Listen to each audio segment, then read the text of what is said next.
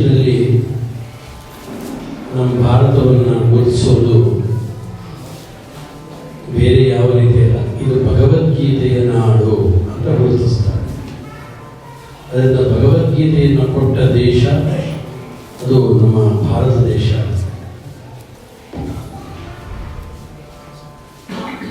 ಭಕ್ತಿ ವಿಜ್ಞಾನ ಸ್ವಾಮಿಗಳು ಇಲ್ಲೇ ಇದ್ದಾರೆ, ಅವರ ಶಿಷ್ಯರು. ಅವರು 10 ವರ್ಷದಿಂದ ಪರಿಚಿತರು ನಮಗೆ. ಅವರು ಸಂಸ್ಕೃತದಲ್ಲಿ ಚೆನ್ನಾಗಿ ಮಾತಾಡ್ತಾರೆ.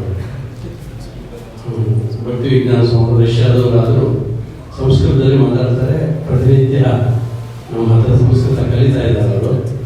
ಅದಲ್ಲದೆ ಭಗವದ್ಗೀತೆಯನ್ನು ಉಪನ್ಯಾಸವನ್ನು ಸಂಸ್ಕೃತದಲ್ಲಿ ಮಾಡ್ತಾರೆ ಅವರು. ಸಂಸ್ಕೃತ ಚೆನ್ನಾಗಿ ಬರ್ತದೆ. ಈಗ ವಿಶೇಷವಾಗಿ ಭಾಗವತ ವ್ಯಾಖ್ಯಾನವನ್ನು ಸಂಸ್ಕೃತದಲ್ಲಿ ಹೇಳೋದಕ್ಕೆ ಅಭ್ಯಾಸ ಮಾಡ್ತಾ ಇದ್ದಾರೆ.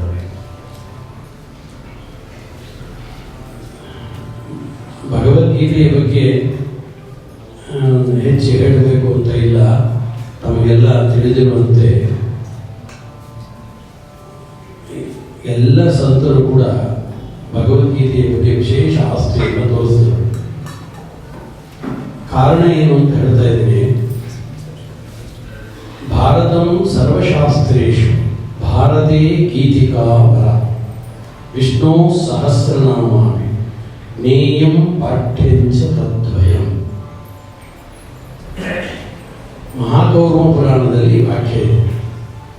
ಸಕಲ ಶಾಸ್ತ್ರಗಳಲ್ಲಿ ಶ್ರೇಷ್ಠವಾದದ್ದು ಶ್ರೀಮನ್ ಮಹಾಭಾರತ. ಸರ್ವೇಷ್ವಪಿ ಶಾಸ್ತ್ರೇಷು ಇದಂ ಶಾಸ್ತ್ರಂ ಅತ್ಯಂತಂ ಸಮೀಚೀನಂ ಇತ್ಯುಕ್ತಂ ಉದ್ಘೋಷಿತಂ ಭಗವಾನ್ ವೇದವ್ಯಾಸೇನ. ಯಾವುದು ಅಂತಂದರೆ ಅದು ಮಹಾಭಾರತ ಗ್ರಂಥ. 1,00,000 ಶ್ಲೋಕ ಇದೆ. ಅದನ್ನೇ ಓದಬೇಕು ಅಂತಾರೆ. ನಾವು ಅಂದ್ಕೊಂಡಾಗೆ ಮಹಾಭಾರತ ಅಂದರೆ ಅದು ಪಾಂಡವರ ಕೌರವರ ಕಥೆ ಮಾತ್ರ ಅಲ್ಲ, ಅದು ಸಕಲ ಶಾಸ್ತ್ರಗಳ ಸಾರ. ಆದರೆ ಓದೋಣ ಅಂದರೆ ಕೇವಲ 1,00,000 ಶ್ಲೋಕ ಇದೆ, ಓದಕ್ಕಾಗಲ್ಲ. ಅದಕ್ಕೋಸ್ಕರ ಏನು ಮಾಡಿದ್ರು ಅಂದರೆ ಭಾರತಂ ಸರ್ವಶಾಸ್ತ್ರೇಷು ಭಾರತೆ ಗೀತಿಕಾ ವರ ವಿಷ್ಣು ಸಹಸ್ರನಾಮ ನೇಯಂ ಪಾಠ್ಯಂಚ ತದ್ವಯಂ. ಅದರಿಂದ ಇಡೀ 1,00,000 ಶ್ಲೋಕ ಓದಕ್ಕಾಗದೆ ಹೋದ್ರೆ ಬೇಡ.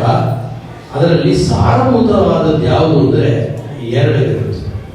ಒಂದು ಭಗವದ್ಗೀತೆ, ಇನ್ನೊಂದು ವಿಷ್ಣು ಸಹಸ್ರನಾಮ. ಆದ್ದರಿಂದ ಒಂದು ಭಗವದ್ಗೀತೆ ಮತ್ತು ವಿಷ್ಣು ಸಹಸ್ರನಾಮ ಅದನ್ನು ಹೇಳಬೇಕಾದ್ರೆ ನೇಯಂ ಪಾಠ್ಯಂಚ ತದ್ವಯಂ, ಅದರ ಅರ್ಥನೂ ತಿಳ್ಕೊಳ್ಬೇಕು, ಪ್ರತಿನಿತ್ಯ ಪಾರಾಯಣಕ್ಕೂ ಉಪಯೋಗಿಸ್ಕೊಳ್ಬೇಕು ಅಂತ ತಿಳಿಸಿದ್ದಾರೆ. ಆದ್ದರಿಂದ ವಿಷ್ಣು ಸಹಸ್ರನಾಮ ಎಲ್ಲದಕ್ಕೂ ಪಠಣ. ವಿಷ್ಣು ಸಹಸ್ರನಾಮ ಏನೇ ತಪ್ಪು ಮಾಡಿರ್ತೀವಿ ನಾವು, ಅಥವಾ ಒಂದು ದೊಡ್ಡ ಪೂಜೆ ಮಾಡಿದ್ವಿ, ಯಾಗ ಮಾಡಿದ್ವಿ, ಯಜ್ಞ ಮಾಡಿದ್ವಿ, ಏನಾದರೂ ತಪ್ಪಾಗ್ಬಿಡುತ್ತೆ. ಆ ತಪ್ಪನ್ನೆಲ್ಲ ಸರಿ ಮಾಡೋದು ಯಾವುದು ಅಂತಂದ್ರೆ ವಿಷ್ಣು ಸಹಸ್ರ. ಅದಕ್ಕೆ ಇವತ್ತು ನೀವು TTD ಚಾನಲ್ ನೋಡಿ, SABC ಚಾನಲ್ ನೋಡಿ, ಅಲ್ಲಿ ಪ್ರತಿನಿತ್ಯ ಕಲ್ಯಾಣೋತ್ಸವ ಅಂತ ಬರ್ತಾ ಇರ್ತಾರೆ. ಅವರು ಸೀಮಿತ ಅವಧಿಯಲ್ಲಿ ಕಲ್ಯಾಣೋತ್ಸವ ಮಾಡ್ತಾರೆ. ಆ ಕಲ್ಯಾಣೋತ್ಸವ ಅಷ್ಟು ಬೇಗ ಶ್ರೀನಿವಾಸ ಪದ್ಮಾವತಿಗೆ ಕಲ್ಯಾಣೋತ್ಸವ ಮಾಡೋಕ್ಕಾಗಲ್ಲ, ಎಲ್ಲ ಲೋಪಗಳಾಗಿರುತ್ತೆ. ಅದಕ್ಕೆ ಕೂಡಲೇ ಏನು ಮಾಡ್ತಾರೆ, ಕಡೆಗೆ ಒಂದು ವಿಷ್ಣು ಸೂಕ್ತ ಹೇಳ್ತಾರೆ, ಇಲ್ಲ ವಿಷ್ಣು ಸಹಸ್ರನಾಮ ಪಠಣ ಮಾಡಿರ್ತಾರೆ. ಯಾಕೆಂದ್ರೆ ಎಲ್ಲ ವಿಧವಾದ ಪಾಪಕ್ಕೆ ಪ್ರಾಯಶ್ಚಿತ್ತ ಅದು. ಮತ್ತೆ ಭಗವದ್ಗೀತೆಯ ಬಗ್ಗೆ ನಾನು ಕೆಲವೇ ವಿಚಾರಗಳನ್ನು ತಿಳಿಸ್ತಾ ಇದ್ದೇನೆ. ನಾವು ಇವತ್ತು ಸಂಕಲ್ಪ ಮಾಡ್ತೀವಿ, ಅಹಂ ಭಗವದ್ಗೀತಾ ಪಾರಾಯಣಂ ಕರಿಷ್ಯೆ ಅಂತ ಇವತ್ತು ಸಂಕಲ್ಪ ಮಾಡ್ತೀವಿ. ಆದರೆ ಭಗವದ್ಗೀತಾ ಪಾರಾಯಣಂ ಕರಿಷ್ಯೆ ಸಂಕಲ್ಪ ಮಾಡಿದಾಗ ಏನು ಓದಬೇಕು? ನಿಜವಾಗ್ಲೂ ದೊಡ್ಡ ಪ್ರಶ್ನೆ ಇದು. ನಾವು ಅನ್ಕೊಂಡಂಗೆ ನೀವೇನು ಮಾಡ್ತೀರಾ, ಶುರು ಮಾಡಿದ ಕೂಡಲೇ ಧರ್ಮಕ್ಷೇತ್ರೇ ಸುರಕ್ಷೇತ್ರೇ ಸಮವೇತ ಆಯುಷ್ ಮಾಮಕ ಪಾಂಡವ ಶೈವ ಕಿಮಕುರ್ವತ ಸಂಜಯ. ಇದು ಕೃಷ್ಣ ಹೇಳಿಲ್ಲ. ಕೃಷ್ಣ ಯಾಕೆ ಧರ್ಮಕ್ಷೇತ್ರ ಕುರುಕ್ಷೇತ್ರ ಸಮವೇತ ಆಯುತ್ಸವ ಅಂತ ಅರ್ಜುನನಿಗೆ ಹೇಳ್ತಾರೆ? ನನಗೆ ಸಂಕಲ್ಪ ಏನು ನಮ್ದು, ಭಗವದ್ಗೀತಾ ಪಾರಾಯಣ ಕರಿಷ್ಯೆ, ಕೃಷ್ಣ ಹೇಳಿದ ಗೀತೆಯ ಪಾರಾಯಣವನ್ನು ನಾನು ಮಾಡ್ತೀನಿ ಅಂತ ಸಂಕಲ್ಪ ಮಾಡಿತ್ತು. ಕೃಷ್ಣ ಧೃತರಾಷ್ಟ್ರ ವಾಚ ಧರ್ಮಕ್ಷೇತ್ರ ಕುರುಕ್ಷೇತ್ರ ಅಂತ ಹೇಳ್ತಾನೆ. ಮಹಾಭಾರತದಲ್ಲಿ ಈ ಶ್ಲೋಕ ಇದೆ. ಮಹಾಭಾರತ ಏನು ಹೇಳುತ್ತೆ? ಪಂಚಸಪ್ತತಿಯುಕ್ತಾನಿ ಶ್ಲೋಕಾನಾಂ ಪ್ರಾಹ ಕೇಶವಃ ಶತಾನಿ ಪಂಚ ಪಾರ್ಥೋ ಚತುರಶೀತಿಮೇವ ಚ ಚತ್ವಾರಿಂಶತ್ ಸಂಜಯೋಕ್ತಾಃ ರಾಜ್ಞಾಂ ಏಕಮಿತಿ ತನ್ವಿತಿ. ಮಹಾಭಾರತ ಹೇಳುತ್ತೆ ಪಂಚಸಪ್ತತಿಯುಕ್ತಾನಿ ಶ್ಲೋಕಾನಾಂ ಪ್ರಾಹ ಕೇಶವಃ ಶತಾನಿ ಪಂಚ. 575 ಶ್ಲೋಕ ಭಗವದ್ಗೀತೆಯಲ್ಲಿ ಭಗವಾನ್ ಉವಾಚ ಇದೆ. ಪಾರ್ಥೋ ಚತುರಶೀತಿಮೇವ ಚ 84 ಶ್ಲೋಕ ಅದು ಅರ್ಜುನ ಉವಾಚ ಅಂತ ಇದೆ. ಚತ್ವಾರಿಂಶತ್ ಸಂಜಯೋಕ್ತಾಃ 40 ಶ್ಲೋಕ ಸಂಜಯ ಉವಾಚ ಇದೆ. ರಾಜ್ಞಾ ಏಕ ಇತಿ ತನ್ವಿತಿ, ಒಂದೇ ಶ್ಲೋಕ ಅದು ಧೃತರಾಷ್ಟ್ರ ಉವಾಚ ಅಂತ ಇರೋದು. ನಮ್ಮ ಸಂಕಲ್ಪ ಏನೀಗ? ನಾವು ಭಗವದ್ಗೀತಾಯ ಪಾರಾಯಣಂ ಕುರ್ಮ, ಭಗವದ್ಗೀತೆ ಪಠನ ಮಾಡ್ತೀವಿ ಅಂತ ಸಂಕಲ್ಪ. ಹಾಗಾದ್ರೆ ಎಷ್ಟು ಓದಬೇಕು? 575 ಶ್ಲೋಕ ಓದ್ಬೇಕಷ್ಟೇ. ಯಾಕೆಂದ್ರೆ ಭಗವಾನ್ ವಾಚ ಇರೋದು 575 ಮಾತ್ರ. ಇನ್ನು ಸಂಜಯ ವಾಚ ಯಾಕೆ ಬೇಕು ನಮಗೆ? ಧೃತರಾಷ್ಟ್ರ ವಾಚ ಯಾಕೆ ಬೇಕು? ಅರ್ಜುನ ವಾಚ ಯಾಕೆ ಬೇಕು? अतः अस्माभिः कुतो वा समग्रतया गीतायाः अध्ययनं करणीयं, कुतो वा तस्य पारायणम् अस्माभिः करणीयं भवति. तत्रापि ಅಲ್ಲೂ ಕೂಡ ಪಾರಾಯಣ ಮಾಡ್ತೀನಿ ಅಂತ ಮೊದಲು ಹೇಳೋದು ಏನಪ್ಪ ಅಂತಂದ್ರೆ, ಮೊದಲು ಧೃತರಾಷ್ಟ್ರ ಉವಾಚ ಧರ್ಮಕ್ಷೇತ್ರೇ ಕುರುಕ್ಷೇತ್ರೇ ಸಮವೇತಾಯುತ್ಸವ. ಒಳಗಿನ ಕಣ್ಣೂ ಇಲ್ಲ, ಹೊರಗಿನ ಕಣ್ಣೂ ಇಲ್ಲ ಅಂಥ ಧೃತರಾಷ್ಟ್ರ ಹೇಳಿದ ಶ್ಲೋಕ ಧರ್ಮಕ್ಷೇತ್ರೇ ಕುರುಕ್ಷೇತ್ರೇ ಸಮವೇತಾಯುತ್ಸವ. ಈ ಶ್ಲೋಕ ನಾವು ಹೇಳೋದು ಎಷ್ಟು ಸಮಂಜಸ? ಇದು ಏನು ಸಮಂಜಸ ಅಲ್ಲ. ಯಾಕೆಂದ್ರೆ ಆ ಶ್ಲೋಕದಲ್ಲಿ ಹೇಳ್ತಾನೆ ಧೃತರಾಷ್ಟ್ರ, ಧರ್ಮಕ್ಷೇತ್ರೇ ಕುರುಕ್ಷೇತ್ರೇ ಸಮವೇತಾಯುತ್ಸವ ಮಾಮಕಾಹ, ಅಂದ್ರೆ ದುರ್ಯೋಧನಾದಿಗಳಿಗೆ ನನ್ನವರು, ಇನ್ನು ಉಳಿದವರು ಪಾಂಡವ, ಅವರು ಪಾಂಡವರು. Now he is not my sons. No, he is differentiated. There are words that we can translate in English also, some don't understand. No, I am not so perfect in English. I will translate. You can Okay. Mother in English. Okay. Some 15 of them don't understand. Okay. ಆದ್ದರಿಂದ ಮೊದಲನೇ ಶ್ಲೋಕ ಯಾವುದು ಅಂತಂದ್ರೆ ಧೃತರಾಷ್ಟ್ರ ಉವಾಚ. ಅದರಲ್ಲೂ ಕೂಡ ಅವನು ಕೌರವರನ್ನ ನನ್ನವರು ಅಂತ ಕರೀತಾ ಇದ್ದಾನೆ. ಅಂಥ ಶ್ಲೋಕವನ್ನ ಮಂಗಲ ಶ್ಲೋಕ ಅಂತ ಮಾಡಿ ಪ್ರಥಮ ಶ್ಲೋಕವಾಗಿ ಹೇಳಬೇಕಾ? So basically, you know what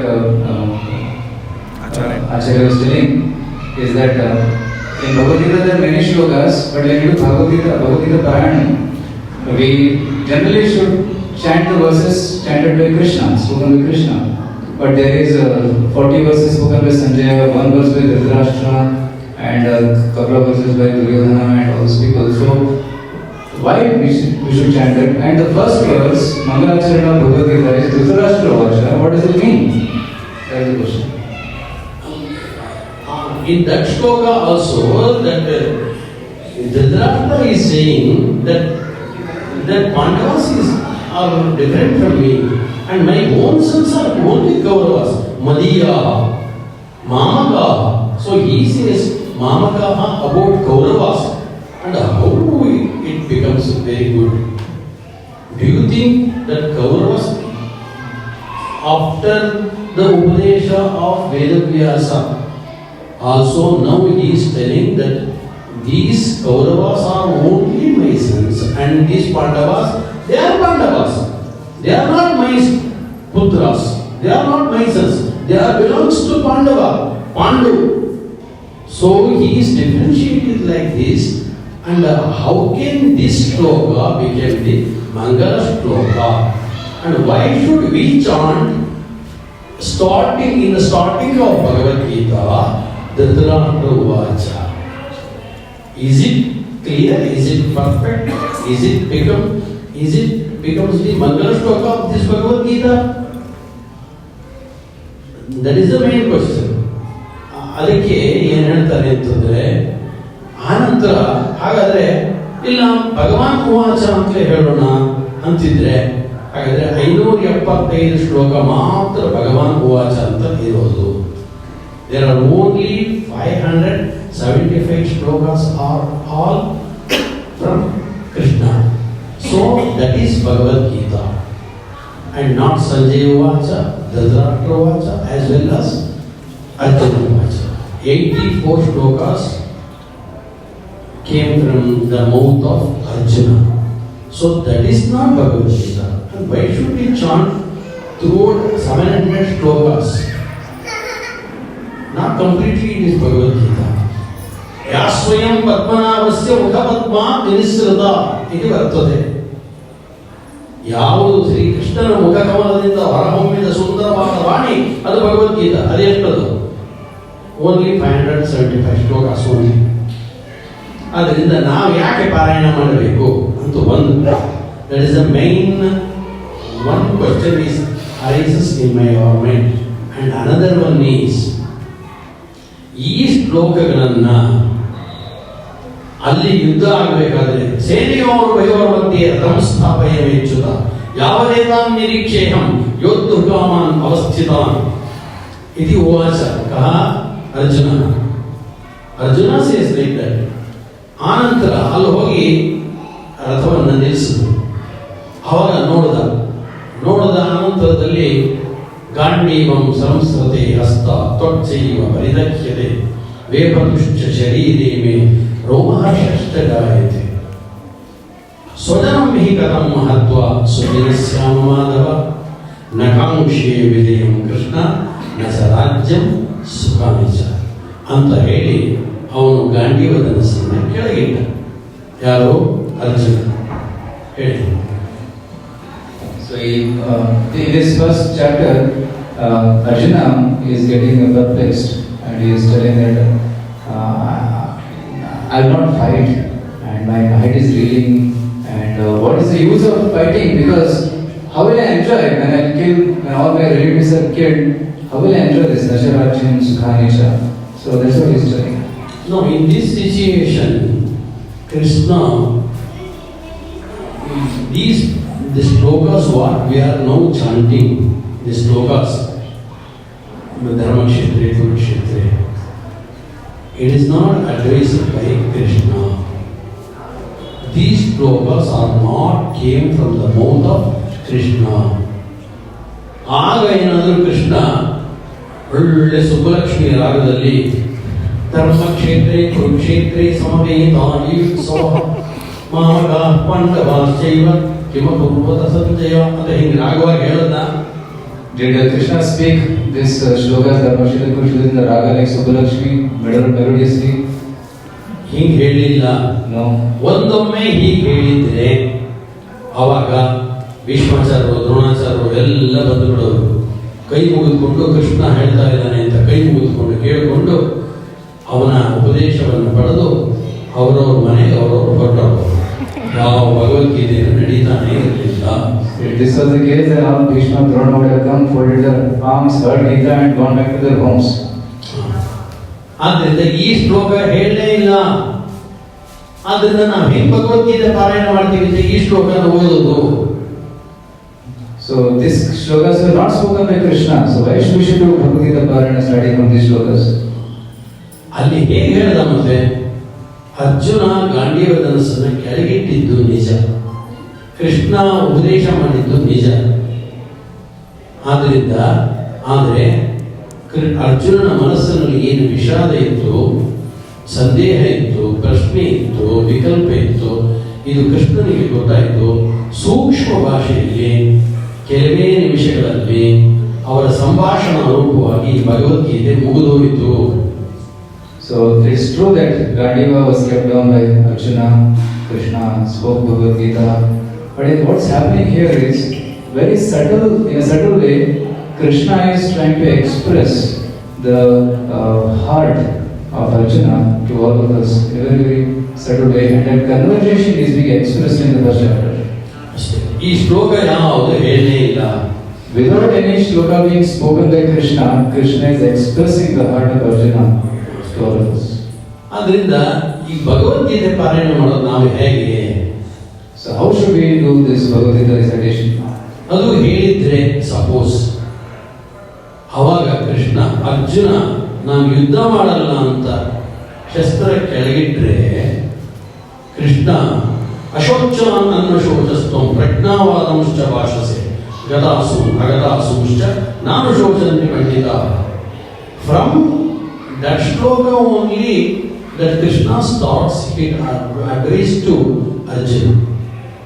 ಅದನ್ನು ಹೇಳಬೇಕಿತ್ತು. ಅದನ್ನು ಬಿಟ್ಟು ಧೃತರಾಷ್ಟ್ರ ವಾಚ ಧರ್ಮಕ್ಷೇತ್ರೇ ಕುರುಕ್ಷೇತ್ರೇ ಸಮವೇತಾಯುತ್ಸವ. Arjuna didn't ask this type of question to Krishna. No, where is this battle is going? If he asked it like that, no. Then why this shloka arranged? Dharmakshetre Kurukshetre Samavetayutsava. So why this shloka is coming here? Because Krishna didn't speak this. He spoke some Asocha and Asochastam second chapter. So what is the need for this shloka? ಅದಕ್ಕೆ ಉತ್ತರ ಏನು ಅಂತಂದ್ರೆ, ಎರಡಕ್ಕೂ ಉತ್ತರ ಏನು ಅಂತಂದ್ರೆ ಎರಡು ಪ್ರಶ್ನೆಗಳು. ಒಂದು, ಈ ಶ್ಲೋಕ ಎಲ್ಲ ಪಾರಾಯಣ ಮಾಡಬೇಕಾ, ಭಗವಾನ್ ಉವಾಚ ಮಾತ್ರ ಹೇಳಬೇಕಾ, ಎಲ್ಲ ಶ್ಲೋಕನೂ ಹೇಳಬೇಕಾ ಅಂತ ಒಂದು ಪ್ರಶ್ನೆ. ಎರಡನೇ, ಈ ಶ್ಲೋಕಗಳು ಭಗವಾನ್ ಉವಾಚ ಅಲ್ಲೇ ಅಲ್ಲ, ಯಾವುದೋ ಯೌಗಿಕವಾದ ಪ್ರಕ್ರಿಯೆಯಲ್ಲಿ ಕೃಷ್ಣ ಅರ್ಜುನನಿಗೆ ಸಂಭಾಷಣೆ ಮುಖಾಂತರ ಉಪದೇಶ ಕೊಟ್ಟಿದ್ದಷ್ಟೇನೆ. ಆದ್ರಿಂದ ಈ ಶ್ಲೋಕ ಪಾರಾಯಣ ಮಾಡಬೇಕಾ? ಈ ಪ್ರಶ್ನೆಗೆ ಉತ್ತರ ಏನು ಅಂದ್ರೆ, ಎಲ್ಲಾ ಶ್ಲೋಕಗಳು ಧೃತರಾಷ್ಟ್ರ ಉವಾಚ ಇಂದ ಪ್ರಾರಂಭ ಮಾಡಿ ಯತ್ರ ಯೋಗೀಶ್ವರ ಕೃಷ್ಣ ಅಲ್ಲಿ ತನಕ ಇರೋ ಎಲ್ಲಾ ಶ್ಲೋಕಗಳು ಭಗವಾನ್ ಉವಾಚ only. So there are two questions which are being answered here. One is people ask, okay, I'll chant only the verses with Bhagavan Vacha, 575 verses, and not others. This is the first answer. Second question is, did actually the conversation happen, or in a very mystical way the conversation happened between these two personalities, Krishna and Arjuna? So what is the need of chanting Bhagavad Gita? So the answer is that actually starting from Dhritarashtra Vacha to Yatra Yogeshwara Krishna, all the verses were actually spoken by Krishna. Not Krishna, that is another Krishna. Krishna means Vedavyasa. Okay, here the Krishna means Krishna Devayana Vedavyasa. Vedavyasa. Vedan Vesyati Vibhajati iti Vedavyasa. The original name of Vedavyasa. What is the original name of Vedavyasa? Vedan Vesyati Vibhajati. He divided in 4 folds of Vedas. So he is called as Vedavyasa. And he took birth in where? Yamuna Dvipa. So he called as Dvaipayana Acharya. And he stayed in Badri. So his name became Balarayana. And what is his real name? That is Krishna. There are 2 Krishnas. One is from Yadava Krishna, called as Yadava Krishna, that is here. He is the Krishna who stays in Udupi also, in Dwaraka, that is Yadava Krishna. The another one is Vasishta Krishna. Vasishta Gotrodpanna Krishna. Brahmadeva Maga Vasishta Marichi Rishi. Vasishtha Marichi ಇವರುಗಳೆಲ್ಲ.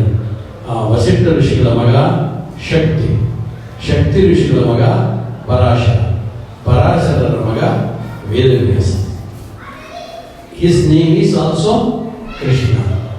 Vasishtha Krishna ಮಮದೇಹಿ ಕರಾವಲಂಬಂ. ಅದರಿಂದ ವೇದವ್ಯಾಸರು ವಾಸಿಷ್ಠ ಕೃಷ್ಣ. ಈ ಕೃಷ್ಣ ಯಾದವ ಕೃಷ್ಣ. ಇದೆಲ್ಲ ಶ್ಲೋಕಗಳನ್ನು ಬರೆದಿದ್ದು ಹೇಳಿದ್ದು ಯಾರಂದ್ರೆ ಭಗವಾನ್ Shri Vedavyasa. So all these shlokas are spoken by Bhagavan Vedavyasa, whose another name is Krishna, who is also called Krishna because he is Vasishta Krishna. He is coming from Vasishta Rishi, who is the son of Brahmaji. Son of Vasishta is Shakti. Shakti's son is Parashara's son is Vedavyasa, who is Krishna.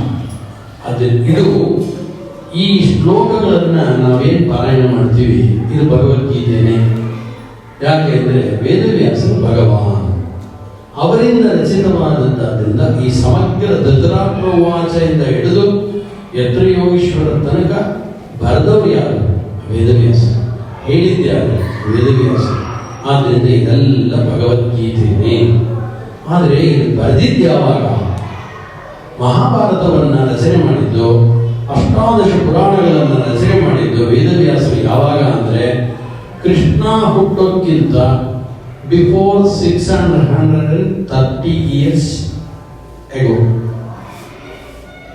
630 ವರ್ಷದ ಮುಂಚೆ, ಕೃಷ್ಣ ಹುಟ್ಟಕ್ಕಿಂತ ಮುಂಚೆ ವೇದವ್ಯಾಸರು ಭಾಗವತ ಪುರಾಣ ರಚನೆ ಮಾಡಿದ್ರು. ಅಷ್ಟಾದಶ ಪುರಾಣ, ಮಹಾಭಾರತ ಇದೆಲ್ಲ ಶ್ಲೋಕ ಬರೆದಿಟ್ಟಿದ್ರು. ಅವ್ರು ಏನು ಬರೆದಿಟ್ಟಿದ್ರು ಆ ರೀತಿ ಮುಂದೆ ಘಟನೆಗಳು ನಡೀತಾ ಹೋಯಿತು ಅಷ್ಟೇನೆ. Saying that before Krishna, this literatures are already composed by Vyasa, and later on, whatever was written, those instances happened. Bhagavata ಮಧ್ಯೆ ಭಾಗವತೆ ಅಯಂ ಶ್ಲೋಕ ಬರ್ತದೆ. ಭಾಗವತದಲ್ಲಿ ಶ್ಲೋಕ ಇದೆ. ಇದಂ ಭಾಗವತಂ ನಾಮ ಪುರಾಣಂ ಬ್ರಹ್ಮ ಸಂಹಿತಂ ಅಧೀತವಾನ್ ದ್ವಾಪರಾದೋ ಪಿತೃದ್ವೈಪಾಯನಾದಹಂ ಇತಿ ಶುಕಃ ವದತಿ. Shuka says, this Bhagavata is studied by my father Vedavyasa in Dwapara Adu.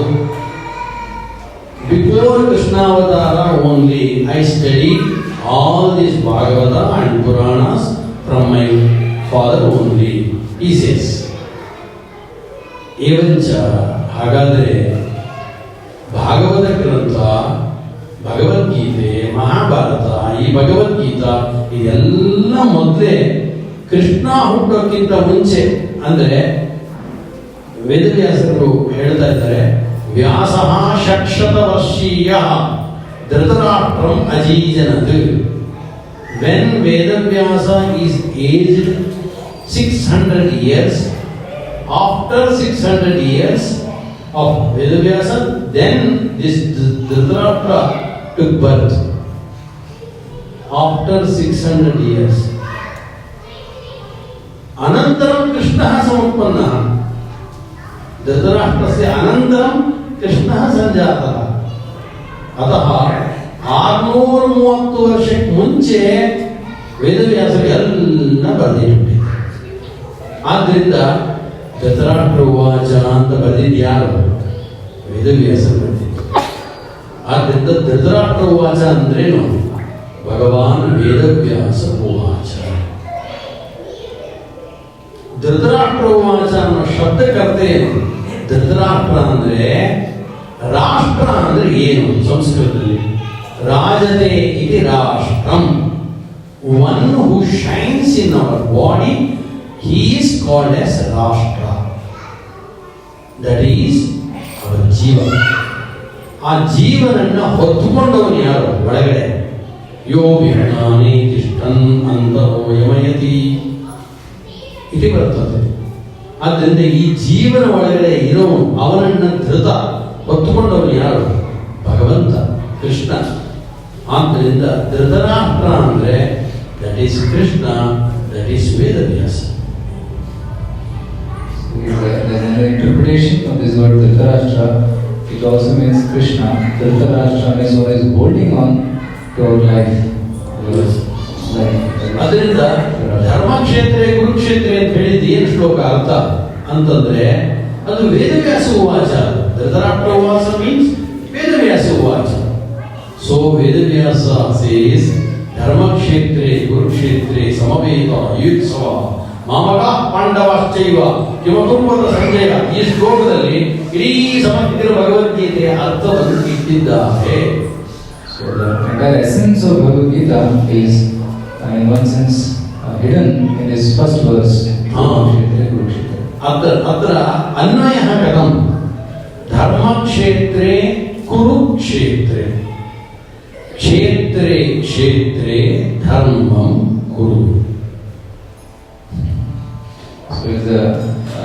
you split and rearrange the words in Anvaya, it says Kshetre Kshetre Dharmam Kuru. Guru Dharma Kshetre Kuru Kshetre Kshetre Kshetre Dharmam Kuru. ಹಾ, ಇದು ಕಾರ್ಯದ ಬಗ್ಗೆ, ಕರ್ತವ್ಯದ ಬಗ್ಗೆ ಕೃಷ್ಣ ಕೊಟ್ಟ ಸಂದೇಶ. ಕೆಲಸ ಮಾಡಲೇಬೇಕು ಅಂತ. ಎಲ್ಲಿ ಮಾಡೋದು ಅಂದ್ರೆ ಕ್ಷೇತ್ರೇ ಕ್ಷೇತ್ರೇ ಧರ್ಮಂ ಕುರು. ಕ್ಷೇತ್ರ ಅಂದ್ರೆ ಏನು? ಕ್ಷೇತ್ರ ಅಂದ್ರೆ ಇದಂ ಶರೀರಂ ಕೌಂತೆಯ ಕ್ಷೇತ್ರ ವಿದ್ಯ ವಿಧೀಯತೆ. ಅದು 3ನೇ ಅಧ್ಯಾಯ. In the 13th chapter, the Krishna himself he says, idam shariram kaunteya kshetra vidya vidiyate. This sharira, our body itself called as kshetra. Whenever you get this kshetra, sharira, kshetre dharmam kuru. Do your duty whenever you get this type of manushya sharira. He says, in this shloka, before the battle of Kurukshetra, that Yudhishthira came to Bhishmacharya and he asked, who will win this battle? Who will win the battle? So, that Bhishma says, Dharmasya Jaya. यतो कृष्ण ततो धर्म, यतो धर्म ततः जय. Where Krishna, there is dharma, and where dharma, there is jaya. ಈ ಶ್ಲೋಕದಲ್ಲಿ ಅದನ್ನೇ ಹೇಳಿದ್ದು.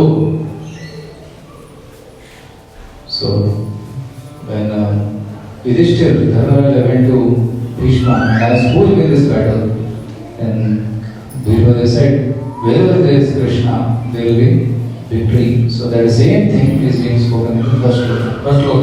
ಎಲ್ಲಿ ಹೇಳಿದ್ದಾರೆ ಈ ಶ್ಲೋಕದಲ್ಲಿ ಅಂದ್ರೆ ನೋಡಿ, ಧರ್ಮಕ್ಷೇತ್ರೇ ಕುರುಕ್ಷೇತ್ರೇ ಅನ್ನೋಲ್ಲಿ the first word is ಧರ್ಮ. ಕಿಮಕುರುವತ Sanjay. It is the last word is Sanjay. So ಧರ್ಮಸ್ಯ Sanjay. So dharmasya sanjaya. First word is dharma, last word is jaya. So there is victory wherever there is dharma. Sanjay. सम्यक् जयः कस्य भवति? धर्मस्यैव भवति. अतः धर्मशब्दः आदौ वर्तते, अन्ते पुनः सञ्जय इति वर्तते. तयोः मेलने धर्मस्य सञ्जयः इत्यर्थः. ಸೊ ಅದರಿಂದ ಭಗವದ್ಗೀತೆ ಪ್ರತಿಯೊಂದು ಶ್ಲೋಕವೂ ಕೂಡ ಭಗವದ್ಗೀತೆ ಅದಕ್ಕೆಲ್ಲ ಅರ್ಥ ಇದೆ. ನನಗೆ ಸಮಯ ಇಲ್ಲ ಈಗ ಹೇಳೋಲ್ಲ, ಆದರೆ ಮೊದಲನೇ ಶ್ಲೋಕ ಸಮಗ್ರ ಭಗವದ್ಗೀತೆಯ ಸಾರ. So there is a lot of things to be told about each shloka, but due to lack of time, we are not able to get into all the details. But in first shloka itself, the essence of Bhagavad Gita is given. ಎಲ್ಲ ಇದೆ. 18 ಅಧ್ಯಾಯದ ಸಾರ ಇದರಲ್ಲಿದೆ. ಒಂದೇ ಒಂದು ಹೇಳ್ತೀನಿ ನಿಮಗೆ. 18 ದಿನ ಯುದ್ಧ ನಡೆಯಿತು. 18 ಅಕ್ಷೋಹಿಣಿ ಸೇನೆ, 18 ಮಹಾಭಾರತದ ಪರ್ವಗಳು, ಹೌದಾ? ಅದರ ಜೊತೆಗೆ ಲೆಕ್ಕ ಹಾಕೊಳ್ಳಿ ನೀವು. You please write it in a page Bhagavad Gita and you count from the bha. Pa pa ba bha. Bha is the 4th letter of that line. Bha, 4. Ga, ba ga. Ka ka ga. That is the 3rd one. 4 plus 3 is 7. Ba ga. Va. Ya ra la va. That is the 4th one. 7 plus 4 11. Bhagava. Du, ta, ta, da. That is the 3rd one. So, totally 14. Yes, Bhagavad. Gi, ka, ka, ga. That is the 3rd letter. 14 plus 3, 17. Ta. That is the 1st letter. So, if we write Bhagavad Gita and if we count the letter numbers also, we will get 18 only. So ಧರ್ಮಕ್ಷೇತ್ರೇ ಕುರುಕ್ಷೇತ್ರೇ ಕ್ಷೇತ್ರೇ ಕ್ಷೇತ್ರೇ ಧರ್ಮ ಗುರು. ಇವತ್ತು ಭಗವದ್ಗೀತೆ ಯಾಕೆ ಪಾರಾಯಣ ಮಾಡಬೇಕು ಅಂತ ಪ್ರಶ್ನೆ ಬರುತ್ತೆ. ಇವತ್ತು ಅರ್ಜುನ ಇಲ್ಲ, ಕೃಷ್ಣ ಇಲ್ಲ, ಯಾವ ಯುದ್ಧನೂ ನಡೀತಿಲ್ಲ. ಯುದ್ಧ ಮಾಡು. ಇವತ್ತೇನು ಹೇಳುವುದಿದೆ? Why today we have to chant Gita? There is no Krishna now, there is no Arjuna now, there is no war now. Why we should chant? ಅದಕ್ಕೋಸ್ಕರ ಅವ್ರು ಏನ್ ಹೇಳ್ತಾರೆ ಅಂದ್ರೆ ಕ್ಷೇತ್ರೇ ಕ್ಷೇತ್ರೇ ಅಂದ್ರೆ ಕ್ಷೇತ್ರ ಅಂದ್ರೆ ಈ ದೇಹ, ಕ್ಷೇತ್ರ ಅಂದ್ರೆ ಅದೇ 13ನೇ ಅಧ್ಯಾಯದಲ್ಲಿ ಹೇಳಿದ್ದು ಈ ಮನಸ್ಸು. ಅದರ ಒಳಗಡೆ ಪಾಂಡವಾಹ ಅಂದ್ರೆ ಸದ್ಗುಣಗಳು, ಮಾಮಕಾಹ ಅನ್ನೋ ಶಬ್ದ ಅದಕ್ಕೋಸ್ಕರ ಕೊಟ್ಟಿದ್ದಾರೆ. ಮಾಮಕಾಹ, it is mind, it is belongs to me. ಕಾಮ, ಕ್ರೋಧ, ಲೋಭ, ಮೋಹ, ಮದ, ಮಾತ್ಸರ್ಯ, ಇದು ಮಾಮಕಾಹ ಅನ್ನೋ ಶಬ್ದ ಹೇಳೋದು. ಆದ್ರಿಂದ ಕ್ಷೇತ್ರ ಅನ್ನೋ ಈ ಶರೀರದಲ್ಲಿ, ಕ್ಷೇತ್ರ ಅನ್ನೋ ಮನಸ್ಸಿನಲ್ಲಿ ಮಾಮಕಾಹ ಅಂತಂದ್ರೆ ಈ ದುರ್ಗುಣಗಳು, ಪಾಂಡವಾಹ ಅಂದ್ರೆ ಸದ್ಗುಣಗಳು. ಪಾಂಡವರು ಸಂಸ್ಕೃತದ ಶಬ್ದ ಬಿಳಿ ಅಂತ ಅರ್ಥ, ಅದು ಸದ್ಗುಣಗಳು ಅಂತ ಅರ್ಥ. ಆದ್ದರಿಂದ ಮುಂದೆ ಕೃಷ್ಣ ಹೇಳ್ತಾನೆ ಪಾಂಡವಾಹ ಅಂದ್ರೆ ಏನು ಅಂತ ಭಗವದ್ಗೀತೆಯಲ್ಲಿ. ಸದ್ಗುಣಗಳಿಗೆ ಪಾಂಡವರು ಅಂತ 18 ಗುಣಗಳನ್ನು ಹೇಳ್ತಾರೆ ಸರಿಯಾಗಿ. ಭಕ್ತಿ ಜ್ಞಾನಂ ಸವೈರಾಗ್ಯಂ ಪ್ರಜ್ಞಾ ವೇದ ಧೃತಿಸ್ಥಿತಿ ಯೋಗ ಪ್ರಾಣೋ ಬಲಂ ಚೈವ ವೃಕೋದರೈತಿ ಸ್ಥಿತಃ ಏತದ್ ದಶಾತ್ಮಕೋ ವಾಯು ತಸ್ಮಾತ್ ಭೀಮಸ್ತದಾತ್ಮಕ. 10 ಗುಣ ಭೀಮ, ಯುಧಿಷ್ಠಿರ 11, ಶ್ರವಣವನ್ನ ನಿಧಿಧ್ಯಾಸನ 3 ಗುಣಕ್ಕೆ ಅರ್ಜುನ, ನಕುಲ ಸಹದೇವರು ಶೀಲ ಮತ್ತು ವಿನಯಕ್ಕೆ ನಕುಲ ಸಹದೇವರು, ವೇದಾಭಿಮಾನಿ ದ್ರೌಪದಿ, ಕೃಷ್ಣ ಸತ್ಯಕ್ಕೆ. ಒಟ್ಟು 18 ಗುಣಗಳು. ಅದರಿಂದ ಪಾಂಡವ ಅಂದ್ರೆ 18, ಕೌರವರು ಅಂದ್ರೆ ಅದಕ್ಕೆ 6 ದುರ್ಗುಣಗಳು. ಇದು ನಮ್ಮ ಮನಸ್ಸಿನ ಪ್ರತಿನಿತ್ಯ ನಡೀತಾ ಇರುತ್ತೆ. ಇಲ್ಲಿ ಯಾವುದಕ್ಕೆ ಜಯ ಅಂದ್ರೆ ಧರ್ಮಸ್ಯ ಸಂಚಯ. So here, starting from Kshetra, the body is Kshetra, the mind is also a Kshetra. So there is no war outside, but there is warfare happening within our heart. What is the warfare? Mamaka and Pandava. Mamaka means bad qualities of attachment, and Pandava, the word Pandu refers to white color in Sanskrit. So the whiteness represents good qualities. So there is constant battle between the good and the bad within our own heart. So, and who will win this battle? Dharmasya Sanjaya. And means that who follows Dharma, that will win. ಅದರಿಂದ ಇಷ್ಟು ಭಗವದ್ಗೀತೆಯ ಸಂದೇಶ ಮೊದಲನೇ ಶ್ಲೋಕದಲ್ಲೇ ಇದೆ. ಇದು ಒಂದೇ ಅಲ್ಲ, ಈ ಕೃಷ್ಣ ಹೇಳಿದ ಶ್ಲೋಕದ ಅರ್ಥಗಳನ್ನ ನಮಗೆ ಅರ್ಥ ಆಗುತ್ತೆ. ಅದರ ಅನುಸರಣೆ ಮಾಡಿದ್ರೆ ಮಾತ್ರ ಮೋಕ್ಷ ಸಿಗುತ್ತೆ ಅಂತ ಕೃಷ್ಣ ಹೇಳೋದು.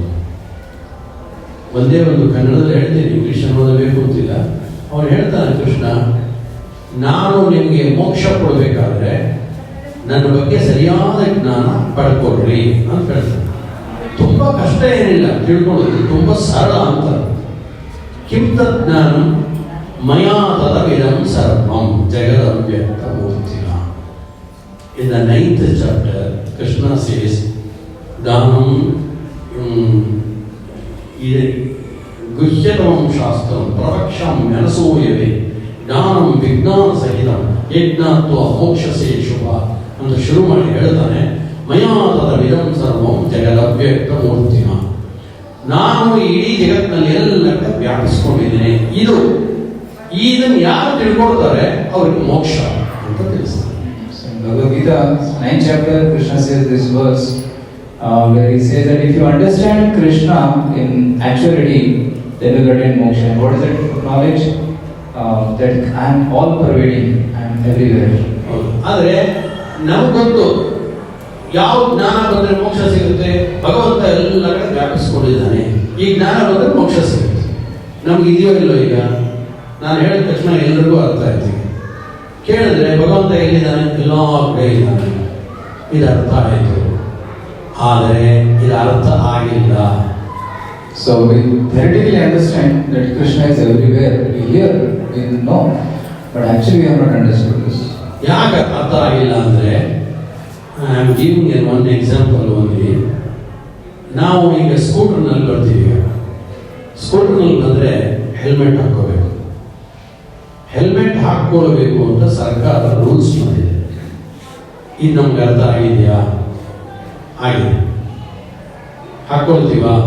ಹಾಕ್ಕೊಳ್ತೀವಿ.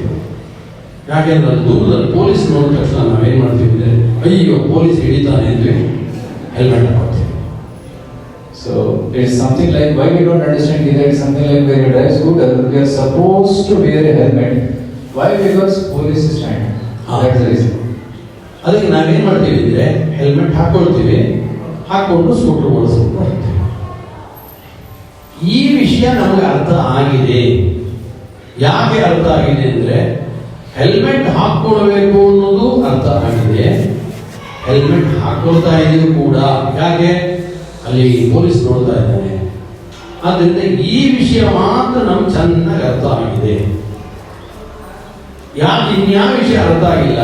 ಕೃಷ್ಣ ಹೇಳ್ದ, ಮಯಾ ತತಮಿದಂ ಸರ್ವಂ ಜಗದ ಅವ್ಯಕ್ತ ಮೂರ್ತಿನ ಅವ್ಯಕ್ತ ರೂಪೇಣ ಅಹಂ ಸರ್ವತ್ರ ಅಸ್ಮಿ, ನಾನೆಲ್ಲ ಕಡೆಯಲ್ಲೂ ಇದ್ದೇನೆ ಅಂತ ಕೃಷ್ಣ ಹೇಳ್ದ. ಅದು ನಮಗೆ ಅರ್ಥ ಆಯಿತು, ಶಬ್ದಶಃ ಅರ್ಥ ಆಯಿತು. ಎಲ್ಲ ಕಡೆ ಪೊಲೀಸ್ ಇದ್ದಾನೆ ಅಂತ ಹೆಲ್ಮೆಟ್ ಹಾಕೊಂಡಂಗೆ ಭಗವಂತ ಇಲ್ಲಿ ನೋಡ್ತಾನೆ, ಅಲ್ಲಿ ನೋಡ್ತಾನೆ, ಇಲ್ಲಿ ನೋಡ್ತಾನೆ, ಎಲ್ಲ ಕಡೆ ನೋಡ್ತಾ ಇದ್ದಾನೆ ಅಂದ್ರೆ ನಾವು ಅದಕ್ಕೆ ಸರಿಯಾಗಿ ನಡೀತಾ ಇದ್ದೀವಾ? ಹಾಗಾದ್ರೆ ನಮ್ಗೆ ಅರ್ಥ ಆಗಿಲ್ಲ. So just like because of fear of police, we wear helmet. Similarly, Krishna says in Bhagavad Gita, I am everywhere and I am watching you from everywhere. So are we acting as per the directions of Krishna? No. That's why we have not understood Bhagavad Gita. ನಾವು ಮಕ್ಕಳಿಗೆ ಹೇಳ್ತೀವಿ, don't use this mobile, you will lose your eyes, you will lose your mind and something. ಆ ಹುಡುಗನಿಗೆ ಬೈತೀವಿ ನಾವು. ಬೈದರೆ ಕಡೆಗೆ ಆ ಹುಡುಗ ಒಂದು 7-8 ವರ್ಷದ ಹುಡುಗ ಅವನಂತಾರೆ, ಯಾವಾಗಲೂ ಏನು ಹೇಳ್ತೀಯ, I understood, thoroughly I understood. One should not have this mobile. It gives a lot of pain to our head and it will lose our eyes. I understood.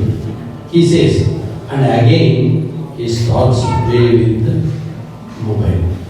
Is he understood very well? ಅವನು ಅನುಷ್ಠಾನ ಮಾಡಲಿಲ್ಲ. ಅವನು ತಾನು ಏನು ಹೇಳಿದ್ವಿ ಅನ್ನೋದನ್ನು reverse ಹೇಳ್ದ ಕೂಡ. ಆದರೆ ಮತ್ತೆ ಮೊಬೈಲ್ ಆಡೋದನ್ನು ಬಿಡಲಿಲ್ಲ. ಹಾಗಾದ್ರೆ ಅವನಿಗೆ ಅದರ ಅರ್ಥ ಆಗಿಲ್ಲ. Point is, even after hearing that mobile is bad, smartphone is bad, don't use it, and he heard it, he listened to that, but he still didn't stop. He expressed also. He expressed same words. He expresses it, oh, I will not use it, but still he is continuing to use it. Hence they not understand. ಹಾಗಾದ್ರೆ ಈಗ ಅವನಿಗೆ ಅರ್ಥ ಆಗಿದೆಯಾ? ಇಲ್ಲ. ಅರ್ಥ ಆಗಿದೆ ಅನ್ನೋಣ, ಶಬ್ದ ಅರ್ಥ ಆಗಿದೆ, ಅನುಷ್ಠಾನಕ್ಕೆ ಮಾಡಲಿಲ್ಲ ಅಂದರೆ ಅರ್ಥ ಆಗಿಲ್ಲ. ಹಾಗೆ ನಮಗೆ ಕೃಷ್ಣ ಈಸ್ ಎವ್ರಿವೇರ್ ಇದು ಅರ್ಥ ಆಯಿತು. ಆದರೆ ಎಲ್ಲ ಕಡೆ ಕೃಷ್ಣ ನೋಡ್ತಾ ಇದ್ದಾನೆ ಅಂತ ನಾವು ಅದಕ್ಕೆ ಅನುಷ್ಠಾನ ಮಾಡ್ತಾ ಇದ್ದೀವ? ಅನುಷ್ಠಾನ ಮಾಡ್ತೀವಿ. We understood the literal meaning of the words of Gita, but we cannot practice it. That's why we are not understood. ಯಾವುದೋ ನಾಯಿ ಸಿಕ್ತು, ಒಂದು ಕಲ್ಲು ತೊಗೊಂಡು ಹೊಡೆದ್ವಿ, ಆ ನಾಯಿ ಒಳಗೆ ಕೃಷ್ಣ ಇದ್ದಾನೆ ಇಲ್ಲ. We see a dog and we hit the dog with a stone. Krishna is there in the dog's heart. ಅದರಿಂದ ಆ ರೀತಿ ನಾವು ನಡ್ಕೊಳ್ಳದೇ ಇರೋದ್ರಿಂದ ಕೃಷ್ಣ ಹೇಳಿದ ಮಯಾ ತತಮಿದಂ ಸರ್ವಂ, it is not understood by us. ಅದರಿಂದ ಇಷ್ಟು ಸೂಕ್ಷ್ಮ ಇದೆ ಭಗವದ್ಗೀತೆ ಅಂದರೆ, ಅದರಿಂದ ನಾವೇನೋ ಶ್ಲೋಕ ಹೇಳ್ತೀವಿ, ಅರ್ಥ ಹೇಳ್ತೀವಿ, ಪ್ರಭುಪಾದರು ಎಲ್ಲ ಬರೆದಿದ್ದಾರೆ, ಅರ್ಥ ಆಗುತ್ತೆ ಅನಿಸುತ್ತೆ. ಆದರೆ ಯಾವತ್ತು ನಮ್ಮ ಅನುಷ್ಠಾನಕ್ಕೆ ಬರುತ್ತೆ ಅವಾಗ ಅರ್ಥ ಆಗುತ್ತೆ. ಅದು ಒಂದೇ ಒಂದು ವಿಷಯ ಅರ್ಥ ಆದ್ರೆ ಸಾಕು, you will attain the moksha in the next minute, you will attain the moksha. ಆದರೆ ಆ ಒಂದು ವಿಷಯನೂ ಅರ್ಥ ಆಗಲಿಲ್ಲ. Even if you understand one concept mentioned in Gita, we will attain moksha. So we are not understanding, that's why we are not attaining liberation. That is the Krishna's Upadesha's advice to not only for Arjuna, it is for us. ಅದರಿಂದ ಕೃಷ್ಣನ ಹತ್ರನೇ ಕೇಳ್ಕೊಳ್ಳೋದು, ಅದನ್ನು ಅನುಷ್ಠಾನ ಮಾಡೋದಕ್ಕೆ ನಮಗೆ ಶಕ್ತಿ ಕೊಡು ಅಂತ ಈ ಭಗವದ್ಗೀತೆ ಹುಟ್ಟಿದ ದಿನ ಇವತ್ತು ಕೃಷ್ಣ ಹತ್ರ ಕೇಳ್ಕೊಳ್ಳೋದು. ಅದು ಅರ್ಥ ಆಗಿದೆ, ವಾಕ್ಯ ಅರ್ಥ ಆಗಿದೆ, ಅನುಷ್ಠಾನಕ್ಕೆ ಬರಲಿಲ್ಲ. ಅನುಷ್ಠಾನ ಮಾಡೋದಕ್ಕೆ ಶಕ್ತಿ ಕೊಡು ಅಂತ ಕೇಳ್ಕೊಳ್ಳೋದು. So on this birthday of Bhagavad Gita, so we should pray to Krishna that I am understanding the literal meanings of the words, but I am not able to practice it. So give me the strength to practice Bhagavad Gita. ಹರೇ ನಮಃ. Shri Krishna. Hare Krishna.